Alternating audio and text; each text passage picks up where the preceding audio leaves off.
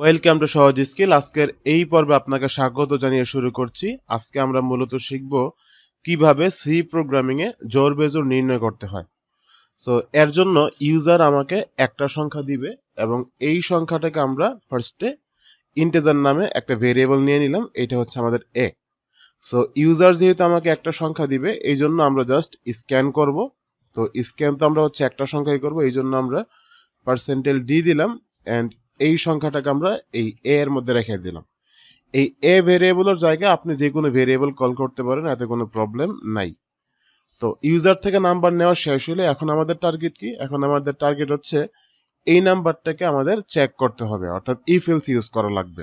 তো যেহেতু আমাদের শর্ত দুইটাই, অর্থাৎ কোনো একটা সংখ্যাকে আমরা এই জোড় নাকি বেজোড় এইটা আসলে বের করবো কিভাবে। এর জন্য আমরা যেই লজিকটা ইউজ করি এটা হচ্ছে ওই সংখ্যাটাকে আমরা 2 দ্বারা ভাগ দিই এন্ড ভাগশেষটা যদি শূন্যের সমান হয়, অর্থাৎ ভাগশেষ যদি শূন্য হয়, তাহলে আমরা বলতে পারি এই সংখ্যাটা হচ্ছে ইভেন নাম্বার, অর্থাৎ জোড় সংখ্যা। আর যদি শূন্য না হয় তাহলে বিনা শর্তে বলতে পারি এটা বেজোড় সংখ্যা।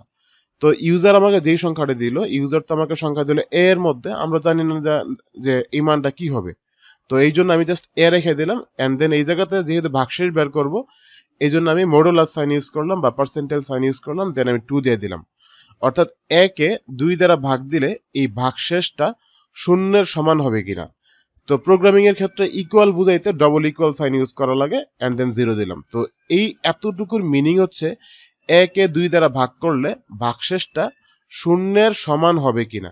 যদি এই শর্তটা মেনে চলে তাহলে সে প্রিন্ট করবে ইভেন নাম্বার। ইভেন মানে জোড় সংখ্যা। এই হচ্ছে আমাদের ইভেন নাম্বার।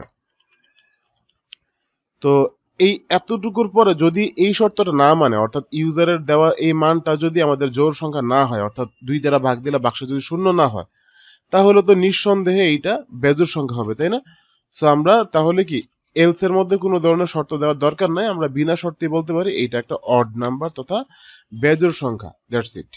তো আমি যদি এতটুকু করি, লাস্টে জাস্ট একটা রিটার্ন 0 দিয়ে দিলাম, রিটার্ন 0 এই পর্যন্ত রেখে এবার আমি হচ্ছে একটু জাস্ট আমাদের অ্যান্সারটা দেখি যে আসলে কি আসে।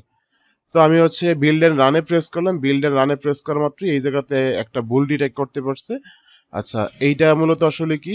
ওকে ফাইন, এই জায়গাতে আমরা একটা ইয়ে বেশি দিয়েছি, এটা পার্সেন্টেজ সাইন হবে না, এই জায়গাতে এম্পারসেন্ট সাইন দেওয়া লাগবে। তো আমি যদি হচ্ছে এখন বিল্ড এন্ড রানে প্রেস করি, তাহলে আমাদের সামনে বিল্ড এন্ড রান চলে আসলো। এন্ড দেন আমি এই জায়গাতে একটা র্যান্ডম সংখ্যা লিখি, লেট আমি লিখলাম হচ্ছে 19। তাহলে আমাদের কি আসে? এটা একটা অড নাম্বার, 19 একটা অড নাম্বার বা বেজোড় সংখ্যা। এবার একটা জোড় সংখ্যা দিয়ে ট্রাই করি, দেখি আসলে কি আসে। তো লিখি যে কত লেখা যেতে পারে, 66 লিখলাম, এই জায়গাতে ইভেন নাম্বার চলে আসলো। That's it. সুপ্রিয় শিক্ষার্থী ভাই বন্ধুরা, তো আশা করি বুঝতেই পারছেন কিভাবে খুব সহজে সি প্রোগ্রামিং এ জোড় বেজোড় নির্ণয় করা যায়। তো আজকের মতো এ পর্যন্তই, দেখা হচ্ছে পরবর্তী পর্বে।